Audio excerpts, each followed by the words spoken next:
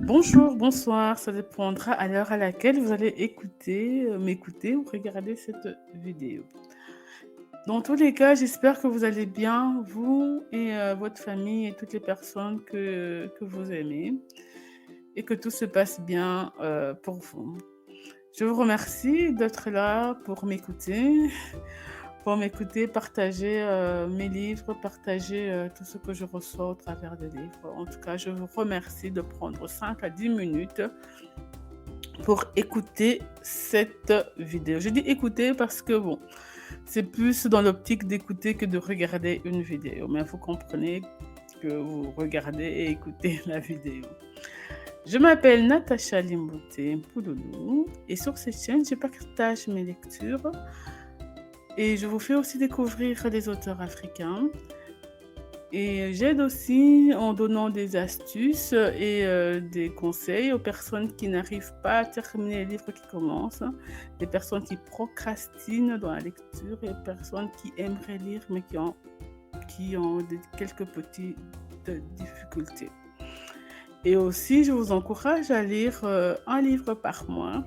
Et ça, au bout d'un an, vous allez lire 12 livres par mois, ce qui est juste magnifique. Aujourd'hui, je vais vous parler d'un livre qui s'intitule Les 12 femmes d'Orient qui ont changé l'histoire. C'est un livre de Gilbert Sinoué. C'est un livre magnifique que moi j'ai particulièrement aimé parce que c'est un livre qui met en avant les femmes dans une époque où les femmes sont invisibles dans les sphères politiques ou de pouvoir. Comme vous savez, le combat de la femme ne date pas d'aujourd'hui. Et ce livre met en lumière ces magnifiques femmes qui ont écrit l'histoire avant l'ère de l'émancipation de la femme ou du féminisme. Je ne suis pas une adepte du féminisme au sens pur et dur du terme, mais je trouve que c'est quand même une très bonne chose de mettre la lumière sur ces femmes de cette époque-là. Elles ont usé de beaucoup de subtilité pour pouvoir gouverner ou pour prendre les rênes d'un royaume avec intelligence et délicatesse. Ce n'étaient pas seulement des femmes belles de figure, mais c'était des femmes douées d'une grande intelligence, des stratèges, et aussi c'était des femmes ambitieuses. Elles avaient de l'ambition, elles savaient qu'elles étaient capables de diriger des royaumes, des empires, et elles ne se sont pas laissées intimider, alors que l'environnement était austère à ce genre de pratique, de laisser une femme diriger un royaume, mais elles ont su vraiment persévérer jusqu'à ce qu'elles puissent qu'elles puissent être à la tête des royaumes ou des empires. Je vais citer quelques femmes, pas toutes, pour vous donner envie d'aller rechercher ce livre et surtout de le lire. Et c'est pas un gros livre pour ceux qui ont du mal avec les gros livres. C'est vraiment pas un gros livre et ça se lit très très très facilement. On nous parle évidemment de Cléopâtre. Cléopâtre, on la connaît plutôt pour sa beauté, alors que c'était une femme de pouvoir, une femme qui dirigeait, une femme qui négociait vraiment dans les hautes sphères politiques. On nous parle aussi de la femme pharaon, la seule femme pharaon de l'histoire. Elle aussi, elle s'est vraiment hissée jusqu'au rang, jusqu'à ce qu'elle devienne vraiment pharaon, ce qui était impossible. La preuve, avant elle, il n'y avait pas de femme, et après elle, il n'y a plus de femmes pharaon. Elle était la seule de l'histoire. Au sens vraiment, celle qui dirigeait, celle qui vraiment prenait les décisions importantes du royaume.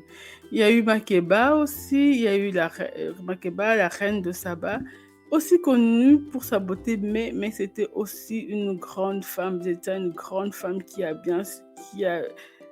bien géré son royaume, et pendant son règne, son royaume s'est vraiment développé.